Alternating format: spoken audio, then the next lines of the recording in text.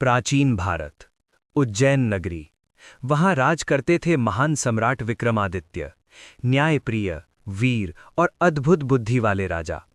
कहा जाता है कि उनके सिंहासन में 32 दिव्य प्रतिमाएं थीं, जो स्वयं बोलती थीं और राजा की योग्यता परखती थीं।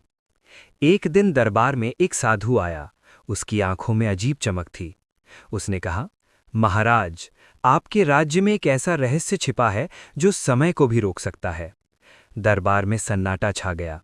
साधु ने बताया कि उज्जैन के जंगल में एक प्राचीन पीपल के नीचे एक काल शिला दबी है।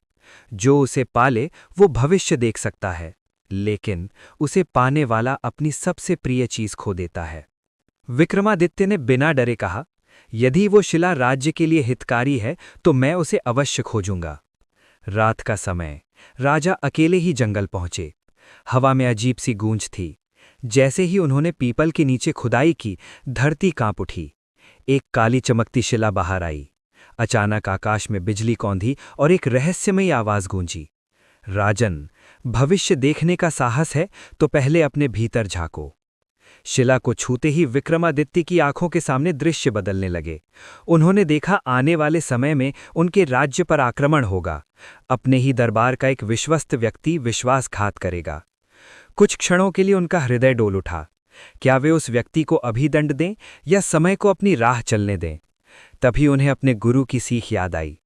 सच्चा राजा भविष्य से नहीं डरता, वो उसे बदलने का साहस रखता है। विक्रमादित्य ने शिला को वहीं छोड़ दिया। यदि मैं भविष्य जान भी लूं पर विश्वास खो दूं तो ये शक्ति व्यर्थ है।